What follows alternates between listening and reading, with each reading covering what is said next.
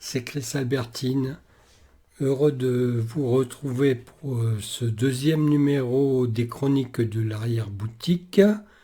Dans le numéro précédent, je vous avais annoncé que j'évoquerais mes projets. Alors, bien qu'ayant actuellement plusieurs projets en cours de développement, je n'en présenterai qu'un seul aujourd'hui, et ceci afin de rester dans le modèle d'un format court.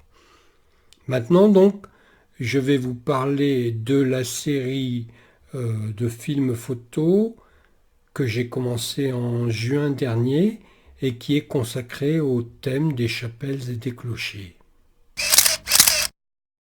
Ces films sont montés à partir des photos que je réalise en parcourant à pied des PR, c'est-à-dire des sentiers de petites randonnées formant une boucle dont le point de départ coïncide avec le point d'arrivée.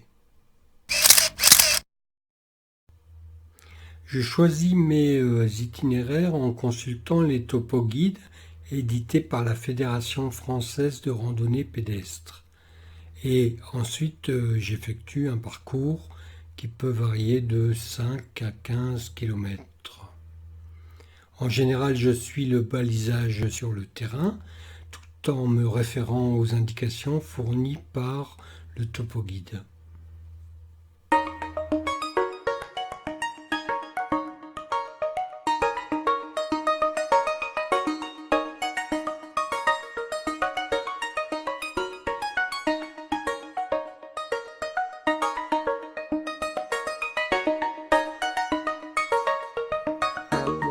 Dès que j'entreprends un parcours de plus de 8 km, il me faut une journée entière pour le terminer. Et ceci est dû à la maladie invalidante qui m'affecte. En effet, on m'a diagnostiqué en 2011 une sclérose en plaques progressive secondaire. Et, malgré les difficultés, marcher représente un excellent moyen de lutte contre la progression de cette maladie. En tout cas, la marche me permet de reprendre possession de mon corps et d'affirmer ma liberté d'agir.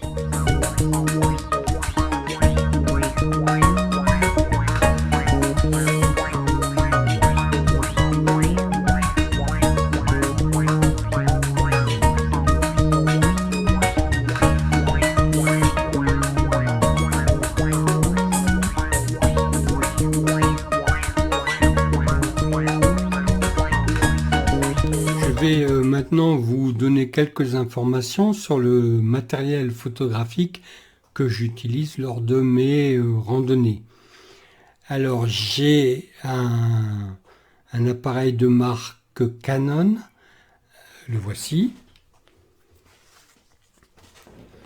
Donc il s'agit d'un appareil réflexe, le 1300D.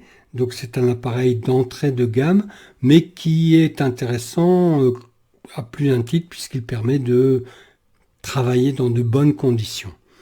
Alors ce que j'ai fait initialement, c'est que j'ai remplacé l'objectif qui était livré lors de l'achat, avec l'achat de l'appareil.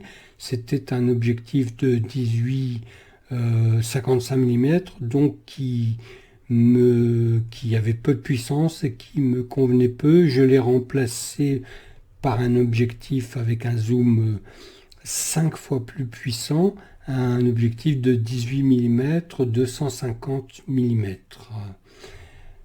Et jusqu'à présent, j'en suis satisfait. Certes, j'envisage d'acquérir également au moins une autre optique à focale fixe qui serait un grand angle descendant à 10 mm. Mais pour l'instant, c'est pas dans mes prix. Alors, sur les modalités de travail, je n'ai jamais utilisé ce qu'on appelle le mode vert, qui est en fait le mode automatique. Certes, il n'y a rien à faire, hein, il suffit juste d'appuyer sur le déclencheur pour faire une photo.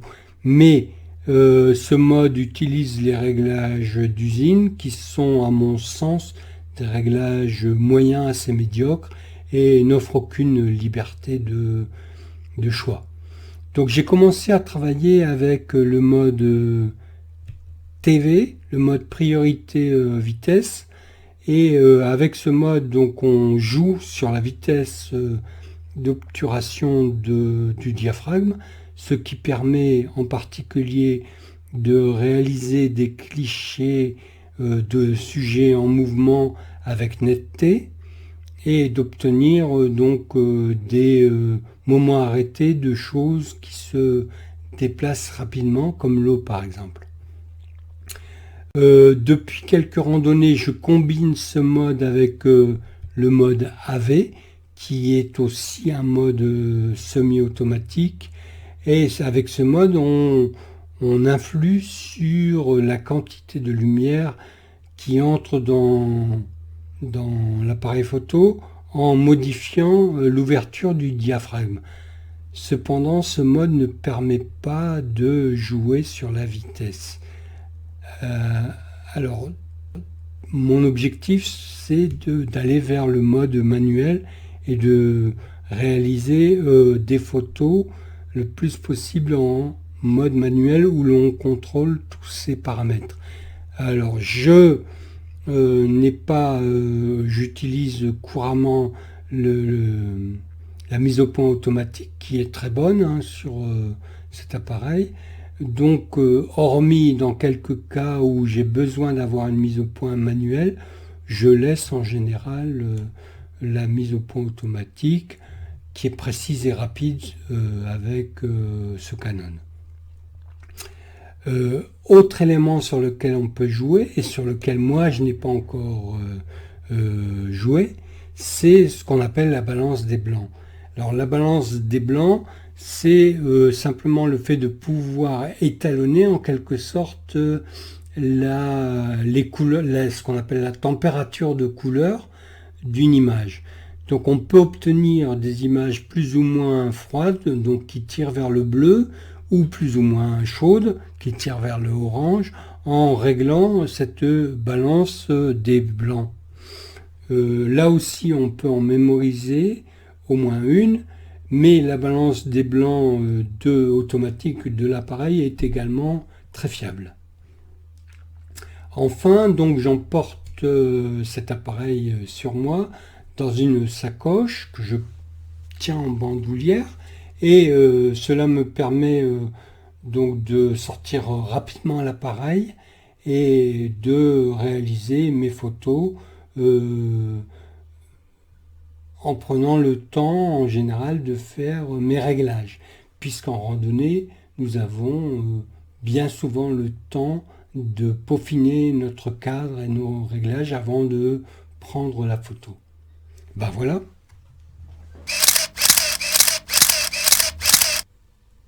Les minutes défilent et il m'en faudrait encore de nombreuses pour développer la thématique et les réflexions qui m'ont amené à concevoir la série des chapelles et des clochers. Aussi, je réserverai cette présentation pour le prochain numéro des Chroniques de l'arrière-boutique, mais pour l'heure, je vous dis à bientôt.